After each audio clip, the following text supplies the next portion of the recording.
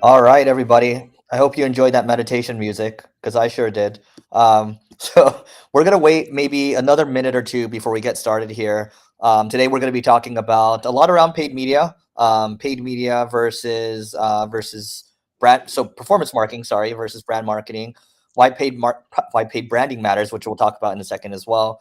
And when to brand. So there's a lot to cover in this session. But before we get going, if you all can type in the chat right now, tell us where you're coming from, and that way, it's always good to just see where people are coming from. Because I know Steph, you're calling in. You're calling in from. Is it still? It's Amsterdam. I'm in Belgium. Why did I say Amsterdam? Belgium. So Belgium. What time is it right now? It is 6:32 p.m. 6:32 p.m. Okay.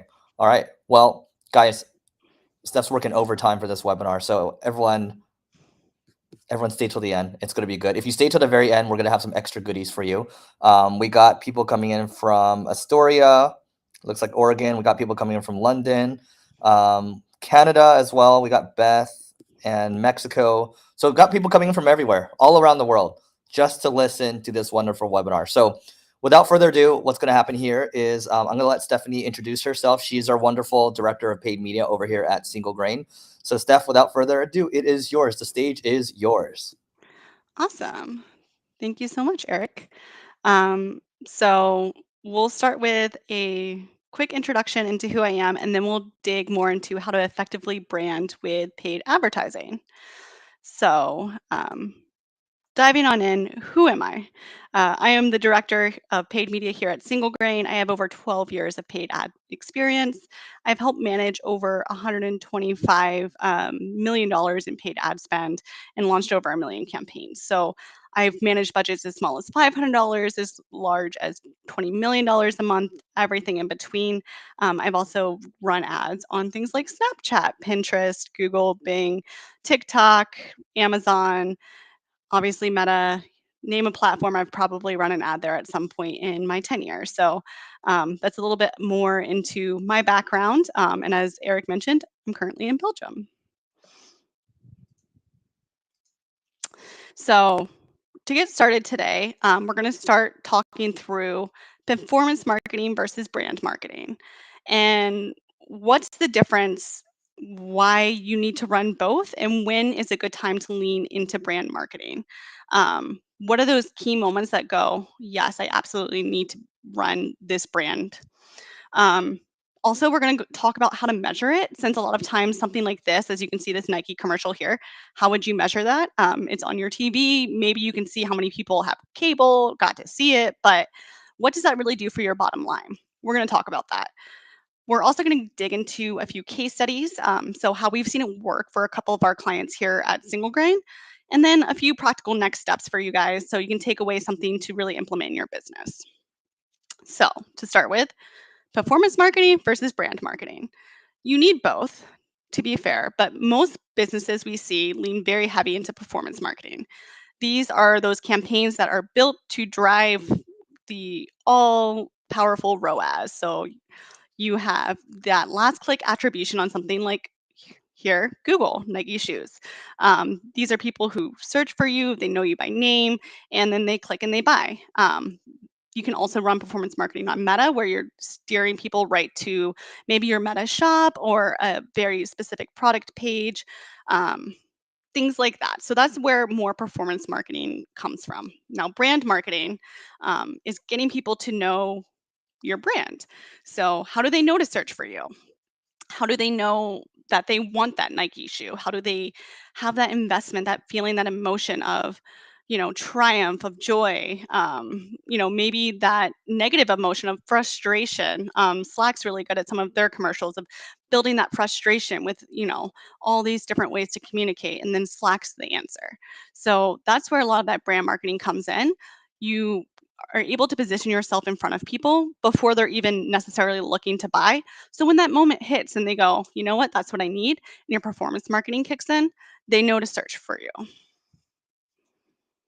So brand marketing is a big part of the funnel. It's these top three pieces. That's 75% of the marketing funnel. This action piece at the bottom, that 25%, that's where you really focus on, okay, conversions, people searching for you, people looking for your solution. But how do you make them aware that they even need your solution or that your solution exists? You do that through brand marketing. Maybe you create awareness that, hey, Nike has these new shoes out. Oh, look, that's my favorite athlete in those shoes. That's kind of cool. You know what? They do look really cool. I want that performance too. I'm going to now go and search for Nike. So that's where brand marketing can really help walk people through the funnel to build this bottom bucket of action, of purchases, of revenue even higher. So when do you want run brand ads? Obviously, I want to say always, but that's not always practical for people. So sometimes you do have, some constraints in your budget. So when are the key moments that you absolutely have to run brand ads? I would say number one, if you're opening up a new location or expanding to a new area. So say you are big in Nashville and you really want to take over the Nashville, Tennessee market. And then all of a sudden you decide, okay, we're doing really well here, but we want to move to Memphis. Well, no one in Memphis yet knows to search for you. So that's where you have to do some branding, some top of funnel, some awareness, get people to know who you are, get people to know your brand and connect to it so that they will go, yes, I like this brand. I do want to work with them or I want to purchase from them. Another time when you should really kind of look into some of that branding is if you've tapped out your current addressable market. So this happens sometimes when you look at your brand impression shares, maybe on Google or Bing, and you go, hey, we're at 90% impression share for our brand name, and we just can't scale. No one's searching for us. To create that search volume, if you run more of that brand awareness, those brand ads, you can see that search volume actually increase. You will grow your total addressable market by just hitting more people, getting new customers interested. Um, and then another time is those key moments that happen throughout the year. We have Q4 is full of them, but ahead of Halloween, if you are, selling clothes and you have a certain set of orange t-shirts or something, that could be a good time to tie into pumpkins and things like that and then build some of that awareness. Or leading up to Christmas and Black Friday, you want to build awareness for all of the products that you have because come Black Friday, people know probably where they're buying from. So running ads on Black Friday might not get you that return that you want. But if you build up to Black Friday with all of those awareness pieces, getting people interested, then come Black Friday where they go, oh, I need to, I should get something for my mom, dad, husband, wife, kid, whomever. I wonder what this business has. I wonder what sale they have. They know to search for you already because they've already thought of you. And again, like I'll say, there's always an opportunity to be running some brand awareness because you should always be looking to scale and get new customers and new people, make them product aware. So where do you run these ads? There's a bunch of different platform options.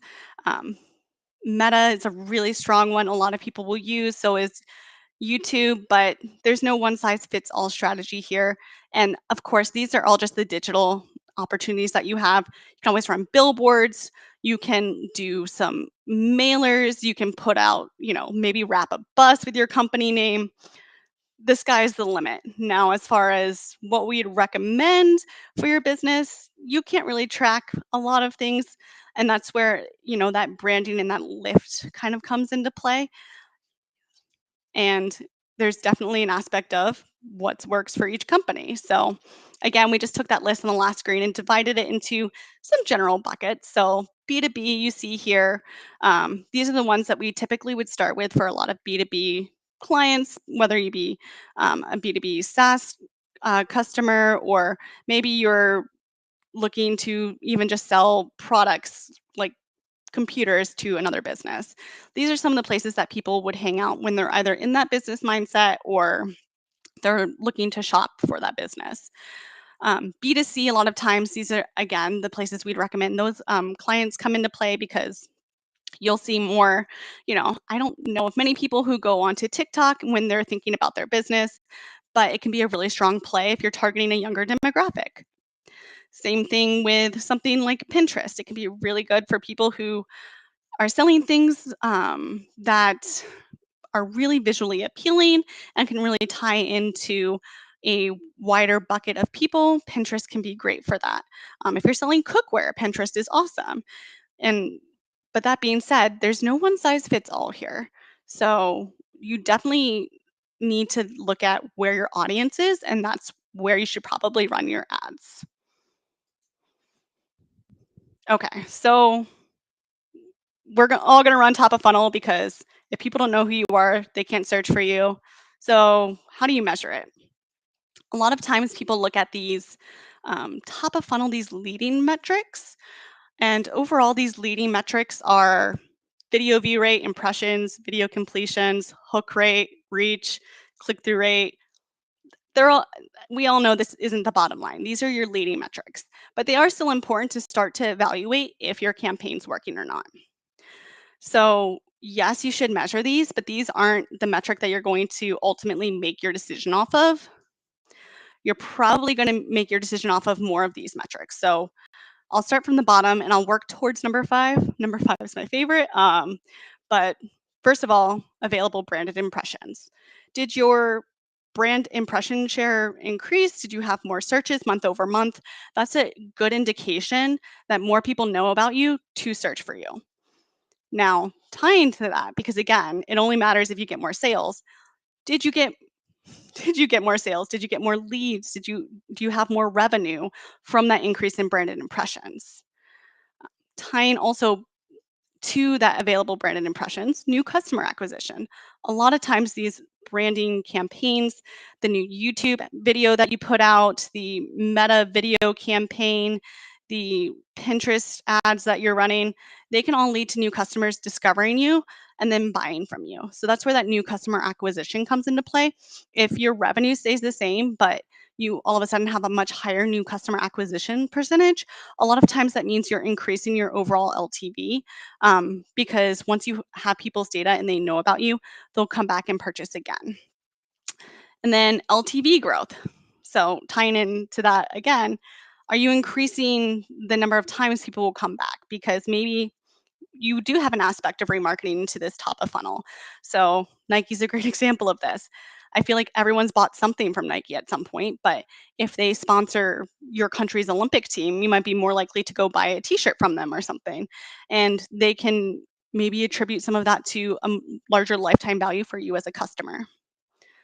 Then finally, this is my favorite KPI to look at for almost every marketing campaign that I run, and it's marketing efficiency ratio. So this is the total revenue your business makes divided by your total marketing spend. And this is something you should do across the board for all of your revenue divided by all of your spend. Obviously, we all know that, but for marketing specifically, this helps you to understand exactly how that top of funnel campaign plays into that bottom of funnel purchase volume versus just giving Google the credit for the increase in branded sales, because no one knows you, no one buys from you. So that's where you have to increase that brand awareness, that brand knowledge, and then eventually you'll increase your overall revenue.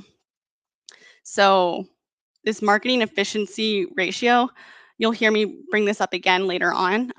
Highly recommend you start tracking that if you're not already. All right, so we'll get into a couple of case studies, how this has played out for a few of our clients, and then we'll get to the part I'm sure you're all waiting for about how can we really, nail this for ourselves. So the first case study is from a custom home builder.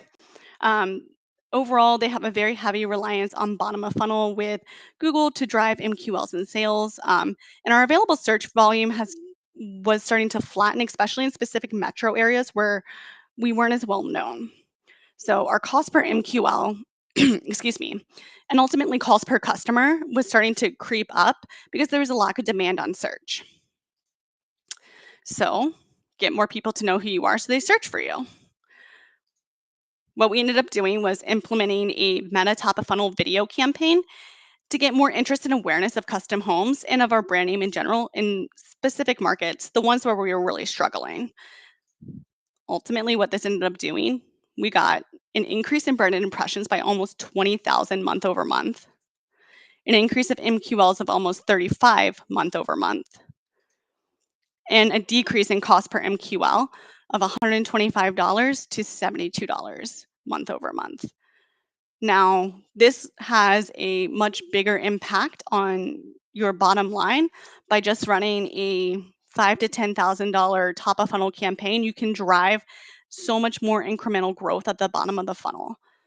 Sometimes you'll start that top of funnel campaign and your results maybe won't be as quick as you can see here. We ran the campaign, we saw the improved results pretty much the next month.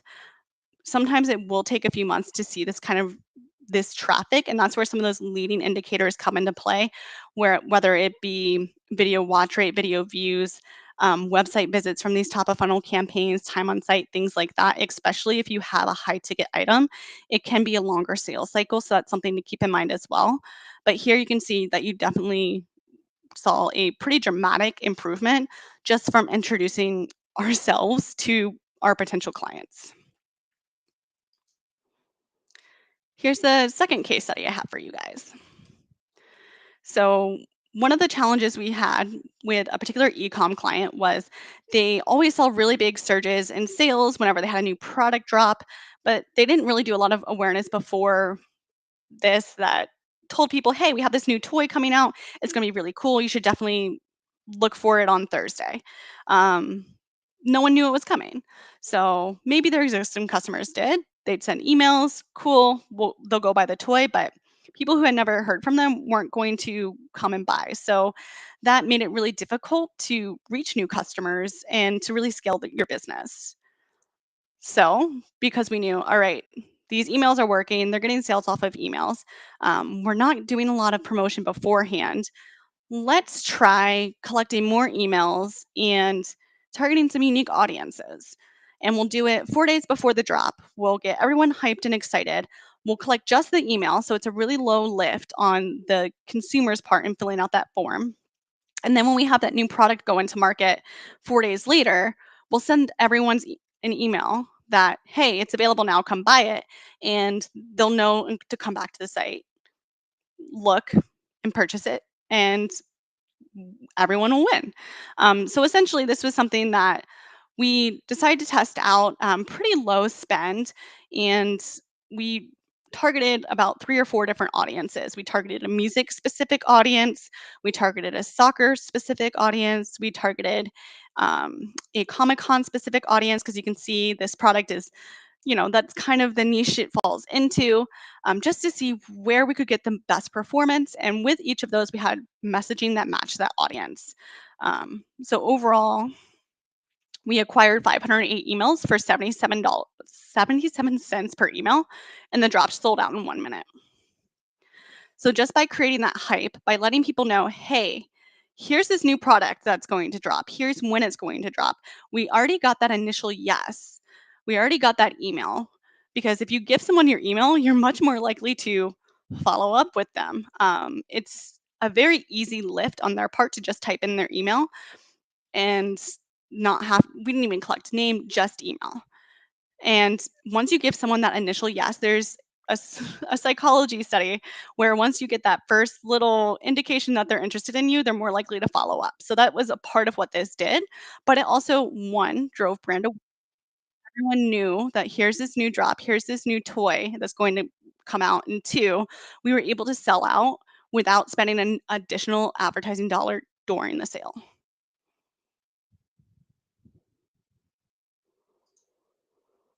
All right, the part you've all been waiting for: how to get started and implement this for your business. So, as I mentioned earlier, first, figure out where your audience hangs out online. There's a bunch of different ways to do this. I listed out 6 of the ways that most people tend to start with here, um, but pick the one that works best for you. So, first, look at your organic social performance. Does your Facebook page have a large following? Are the posts shared a lot? Is it Instagram for you? TikTok? It, do your tweets or X posts go viral? Look at where people are hanging out and interacting with your business already and test running ads there. Look at your referral pages in GA4. What's sending traffic back to your site? Is it Google? Is Great. Then maybe you should invest in some more display stuff. Is it going to be YouTube? Are you seeing traffic from Facebook? Are you seeing traffic from TikTok? Are people sharing your images on Pinterest and sending a bunch of traffic to the site? Those can all be indications of a new site that you should test out. If you have social buttons on your site, which one has the most clicks? That can be an indication of your current audience, where they hang out. And where they hang out, probably their friends who would also buy from you would also hang out. Um, Tying into that, I'll jump to number 5, survey your current customer base. Again, you can do this through a simple email where maybe they get 10% off shipping next time, or they get a free sticker with their next purchase, or something little, just to get that data so you know, okay, here's where they hang out online. This is how they spend their time. That's where I need to advertise. Um, Circling back to 4, audience research through third-party tools or pixels. So there's SparkToro that's out there. And then I would highly recommend you install the LinkedIn pixel on your site if you haven't already. LinkedIn has some really good free data about who visits your site in the LinkedIn Ads Manager, which you can look through without even running ads. So you can see, especially for my B2B clients, you know, what companies are visiting my site the most often, what job titles, and tailor your messaging towards those. Finally, you can ask ChatGPT, hey, here's my ICP, here's my ideal customer. Where are they online? And get your answers that way too. No list is complete without having a little bit of AI on there. Now you know where to start. Now you can narrow it down to how. There's a lot of different ad types out there, whether you want to do carousel ads, single image video. That's going to vary by platform for which ad type you should look into. I will say though that video on most platforms is definitely worth testing into. Single images at times can be a good winner. And if you have some really pretty visuals, carousel ads can definitely take off. So again, all worth testing. It's just what capabilities do you have today and where do you want to go from here? Exactly. Tying right into my last point, not just the ad type, but the messaging. So maybe you want to test your key value propositions. Maybe you want to test out something about how you beat your competition. Maybe you're a higher quality product and they don't know that. Maybe you have other aspects that your product can do multiple things. Your competition can only do one. That's always really great to test into your messaging. And I would always, always, always recommend testing emotion. A lot of people buy off of emotion, whether you realize it or not. B2B, frustration comes into play a lot. The problem that you have really just you need to solve that problem so you can highlight that frustration that the person's feeling. For a lot of your other e-com, you can tie into nostalgia, you can tie into joy, you can tie into, you know, determination. So just find that emotion and test what emotion works best for the product that you're trying to deliver. And calling back to measurement, what leading metrics do you want to measure? Do you want to measure video views? Do you want to measure click-through rate, time on site? How do you want to say this creative is working?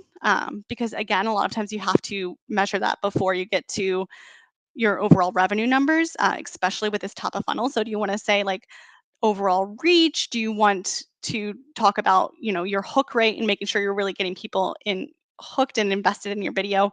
Those are all can be there's a different answer for every company, but you definitely want to outline that before you launch your test. And then finally, what metric do you want to use to measure your overall success? I would highly recommend looking into your marketing efficiency ratio. But if you want to just look at your overall branded impressions or your brand's lift. There's a lot of different ways you can do that. So I'll end with this quick pitch with, if you don't know where to start, have a lot of questions, you can reach out to our team here at Single Grain. There's a nice QR code there that you can scan, and we can recommend the top 3 platforms for you to test your business and the key KPIs that you should consider. All right. I think we have a few minutes left. I went over a lot of data. I think I have time to answer maybe 1 or 2 questions, depending on how detailed they are. So if anybody has anything they want to drop into the chat, please feel free.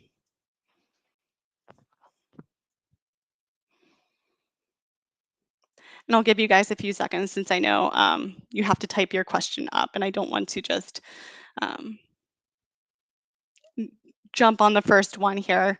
So we can make sure that we're giving a question that is a little bit more suited for the entire audience.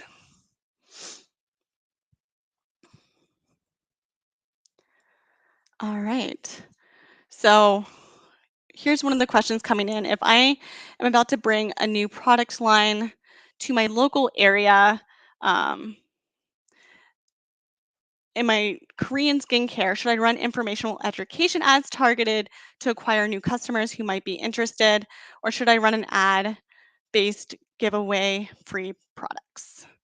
So I think it depends on how you really want to what your end all goal is. I think if people are already searching for Korean skincare in your area, then they don't need the educational side of it. And then maybe just giving away a couple of free products can be a good way to get a lot of chatter and have other people talk about you, which is a great way to really start boosting overall volume and getting more of the organic presence there.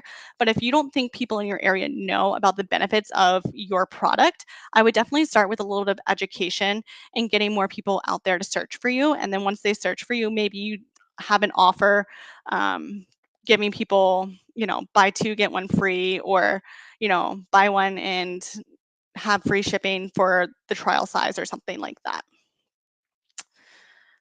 What's your favorite channel for someone just starting with paid ads for B2B?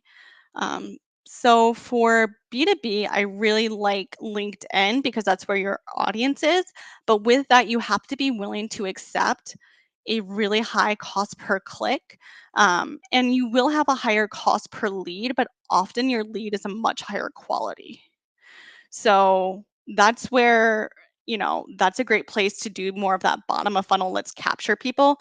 For overall awareness, LinkedIn just rolled out a video feature, and doing more video on LinkedIn can be a really good way to have a lot of awareness without having quite as high of a cost. And you can remarket off of those video viewers with a lower funnel ad.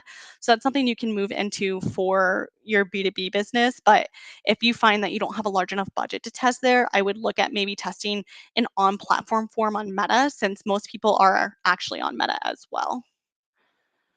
All right. How would you go about measuring branded impression share if you're running both brand search and PMAX?